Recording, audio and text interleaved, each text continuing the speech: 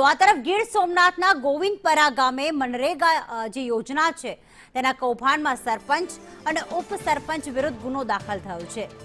વર્ષ 2012 થી 2016 દરમિયાન કૌભાંડ આચરવામાં આવ્યું હતું, જેમાં મૃતક લોકો જે પણ હતા અને પાકિસ્તાનમાં વસતા લોકોના નામે ખોટા જોબ કાર્ડ બનાવી અને કૌભાંડ કર્યું હોવાનો આક્ષેપ કરવામાં આવ્યો છે।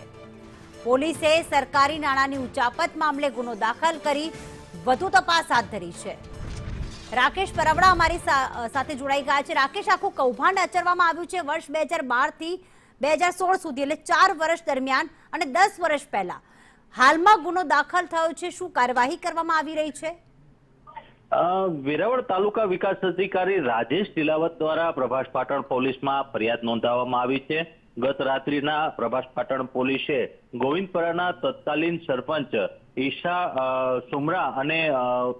ગની સુમરા અને ઈશા ચૌહાણ નામના ઉપસરપંચ વિરુદ્ધ ગુનો દાખલ કર્યો છે। આખો જે મામલો છે એ 2012 થી 2016 સુધીનો હતો, જ્યારે જે આરોપીઓ છે તે સરપંચ અને ઉપસરપંચ તરીકે ફરજ બજાવતા હતા। ખાસ કરીને જે મનરેગા યોજના અંતર્ગત જે જોબ કાર્ડ છે, કાર્ડમાં ખોટી ઓળખ આપી અને નાણાંની ઉચાપત કર્યા હોવાનું ટીડીઓએ લેખિત ફરિયાદમાં જણાવ્યું છે। ખાસ કરીને આ ફરિયાદના આધારે હાલ પોલીસે ગુનો દાખલ કર્યો છે।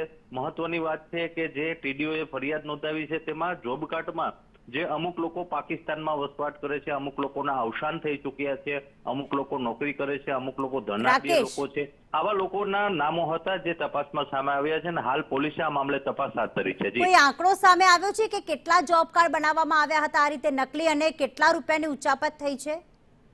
હાલ તો જે પોલીસમાં ફરિયાદ મુજબ 71,684 ની સરકારી નાણાંની ઉચાપતની વાત છે અને 20 થી વધુ જે જોબ કાર્ડો છે જે આવા મૃત વ્યક્તિઓ અથવા પાકિસ્તાન ગયેલા વ્યક્તિઓ છે જે તપાસમાં સામે આવ્યું છે એવું છે। વધુ તપાસ થાય તો વધુ કૌભાંડ બહાર આવે તેવી પણ શક્યતાઓ વર્તાઈ રહી છે। જી, આભાર। તમામ અપડેટ માટે સંપર્કમાં રહીશું।